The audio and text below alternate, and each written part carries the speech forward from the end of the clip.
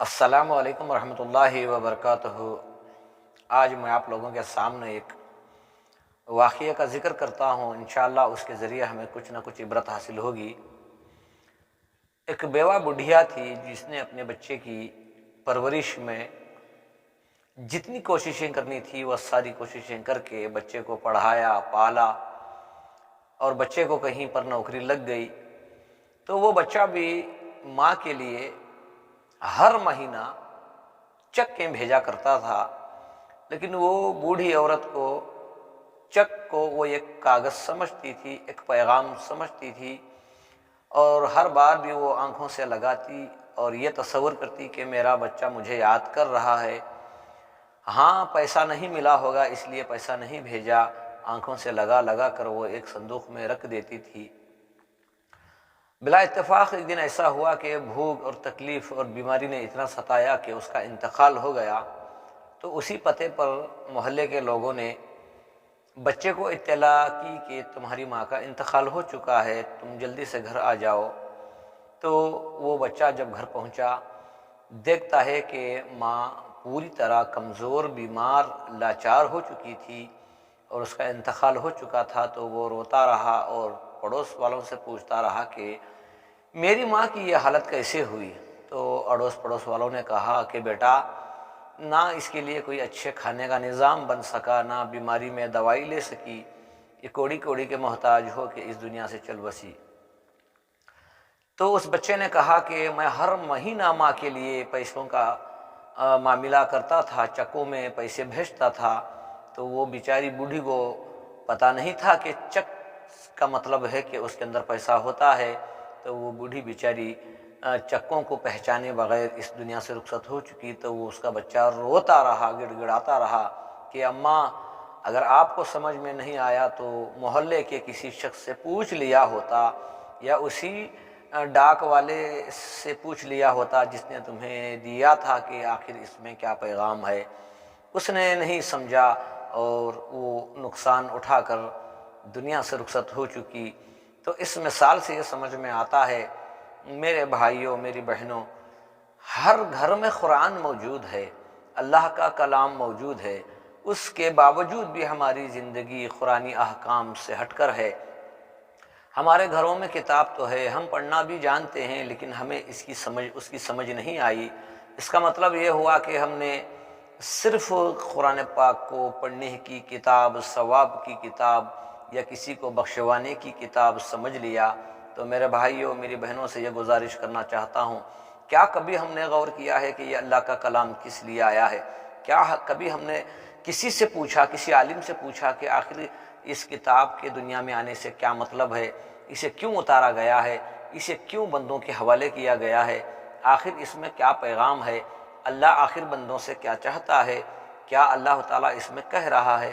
کیا کبھی ہم نے اس میں غور کیا؟ ہم نے اسے استعمال کیا لیکن اپنی ضرورت کے لیے، ہم نے اسے استعمال کیا ہمارے اپنے کسی اصولوں کے لیے۔ میرے بھائیوں، میری بہنوں، اللہ سے دعائیں کرو کہ اللہ تعالیٰ ہمیں اس کلام کے سمجھنے کی صلاحیت نصیب فرمائے۔ اپنے اپنے علماء کے پاس جا کر پوچھیں کہ آخر ہمارے گھروں میں جو رکھا ہوا ہے، جو قرآن ہے، اللہ کا کلام ہے، آخر اس کا کیا مطلب ہے؟ آخر وہ کیوں انسان کے لیے ہدایت کی کتاب بنا کر بھیجا گیا ہے؟ کبھی اسی میں ہم نے غور کرنے کی کوشش کی؟ کبھی ہم نے سوچنے کی کوشش کی؟ یا کبھی ہم نے کسی عالم سے جا کر پوچھا کہ بھئی آخر یہ کلام کا آخر کیا مقصد ہے؟ میرے مالک نے کہا وَنُنَزِّلُ مِنَ الْقُرْآنِ مَا هُوَ شِفَاءً وَرَحْمَةً لِّلْمُؤْمِنِينَ وَلَا يَزِيدُ الظَّالِمُونَ إِلَّا خَسَارًا۔ اس قرآن کو ہم نے شفاء اور ہدایت اور رحمت بنا کر اتارا ہے۔ شفاء سے مراد ہے کفر کی گندگی، بے دینی کی گندگی، حلال حرام کی تمیز نہ کرنا، رشتوں کو نہ سمجھنا، اللہ کے احکاموں کو نہ سمجھنا، حضور اکرم صلی اللہ علیہ وسلم کے دنیا میں آنے کے مقصد کو نہ سمجھنا۔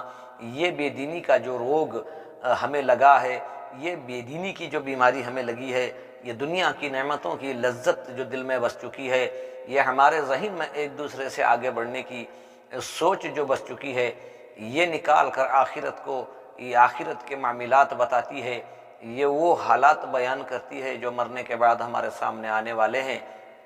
تو جنہوں نے اس کلام کو سمجھنے کی کوشش کی ان کی اللہ نے دنیا بھی سنوار دی، آخرت بھی سنوار دی، اور جنہوں نے کتاب کو اپنی ضرورت کے لیے استعمال کیا، ہدایت کے لیے استعمال نہیں کیا، تو اللہ نے کہا وَلَا يَزِيدُ الظَّالِمُونَ إِلَّا خَسَارًا، اور جو اس کے خلاف ہر کام، ہر معاملہ قرآن کے خلاف ہوا، حتیٰ کہ اگر اسی حالت میں اگر موت آ گئی تو اللہ نے کہا الا خسارہ، یہ دنیا میں بھی آخرت میں بھی نقصان اٹھانے والے ہیں۔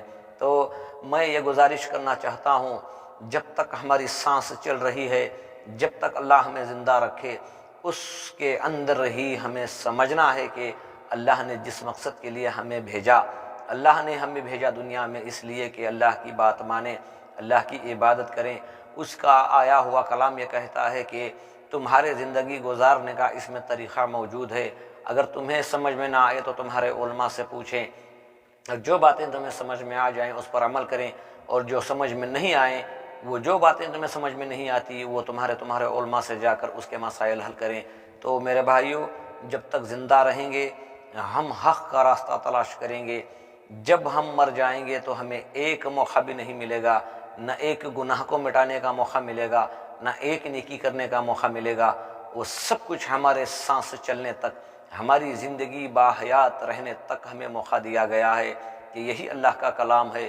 میرے مالک کا کلام کہتا ہے ھدی للناس من الہدی والفرقان، لوگوں کے لیے ہدایت ہے، والفرقان ہے، سچ اور جھوٹ میں فرق کرنے والی، غلط اور صحیح میں فرق کرنے والی، حلال حرام میں فرق کرنے والی، دنیا کے رشتوں میں ماں کا رشتہ کیا ہے، بہن کا رشتہ کیا ہے، رشتہ داروں میں فرق کرنے والی۔ میرے بھائیوں، ہمیں زندگی اللہ نے دی ہے، اس لیے نہیں کہ ہم صرف کھاتے رہیں، صرف پیتے رہیں، منمانی کرتے رہیں، اور اس دنیا فانی کے پیچھے پڑ کر ہم اپنی آخرت کو تباہ و برباد کر دیں۔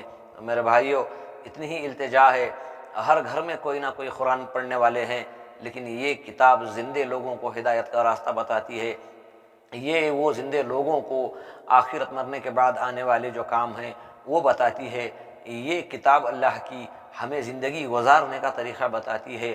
ہم نے زندگی میں نہ اللہ کو پہچانا، نہ ہم نے پیارے نبی صلی اللہ علیہ وسلم کو پہچانا، نہ ہم نے رشتوں کو پہچانا، نہ ہم نے رشتوں کا حق ادا کیا، ہمیں کچھ بھی پتہ نہیں۔ اگر ہم مر گئے تو ہمارے کوئی رشتہ دار ہم پر کتاب پڑھ کر بخشیں، یہ کہیں بھی لکھا ہوا نہیں ہے۔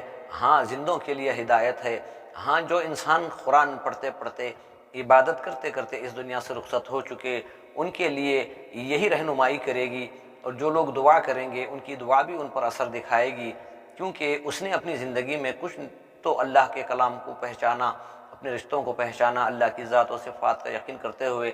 اگر عبادتوں میں کچھ کمی کوتاہی ہو چکی ہے یا زندگی گزارنے کے معاملات میں کچھ کمی کوتاہی ہو چکی ہے تو یہی کلام پاک کو پڑھ کر یا اس کے لیے دعا کی جا سکتی ہے۔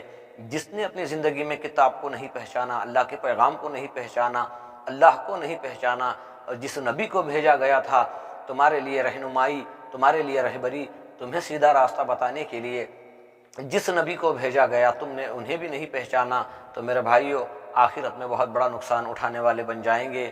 تو اس کتاب کو بھیجنے کا مقصد اللہ کا یہ تھا کہ بندو، یہ تم تک ہمارا پیغام ہے، ہم نے تمہیں دنیا میں بھیجا، اب دنیا میں بھیجنے کے بعد جتنے دن یا جتنے سال تمہیں دنیا میں رہنا ہے، یہی وہ خط ہے، یہی وہ پیغام ہے، یہی وہ کتاب ہے جس سے دیکھ کر اس کے مطابق زندگی گزارنا، اور زندگی گزارو گے، جب بھی تمہیں موت آئے گی تو تم مومن ہو کر مرو گے تو تمہارے لیے بڑے بڑے وعدے کیے گئے ہیں، جنت ہے جس کے نیچے نہریں بہہ رہی ہیں۔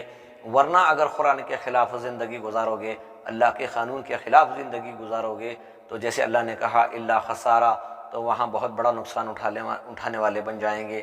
تو میرے بھائیوں، جب تک اللہ نے زندگی باقی رکھی، جب تک ہمیں اللہ تعالیٰ نے شعور دیا، عقل دی، سمجھنے کی صلاحیت دی، تو ایک مرتبہ میرے پیارے رب کے کلام کو کھول کر دیکھیے، عبرت کی نگاہ لے کر دیکھیے، ہدایت کی طلب لے کر دیکھیے۔ اللہ کا وہ کلام ہمیں سمجھ میں آئے گا، اس کا نور ہمارے دل میں اترے گا، اور اپنے اپنے دور میں، اپنے اپنے ماحول میں جو علماء ہیں ان سے رابطہ کیجئے، ان سے ملتے رہا کیجئے، اور جو مسئلے تمہاری سمجھ میں نہیں آئے تو وہ علماء سے پوچھ لیا کیجئے۔ اللہ سے دعا کرتے رہیں کہ اللہ تعالیٰ ہمیں دنیا میں آنے کا جو مقصد ہے وہ مقصد کی ہمیں سمجھ عطا فرمائے، اور جو کلام پاک کو نازل کیا گیا ہے اللہ اسے ہمیں پڑھنے کی اور جہاں تک ہو سکے سمجھنے کی اور اللہ تیرے قانون کے مطابق زندگی گزارنے کی توفیق عطا فرمائے۔ تو میرے بھائیو، یہی چند باتیں تھیں جو آپ کے سامنے میں نے کہی ہیں۔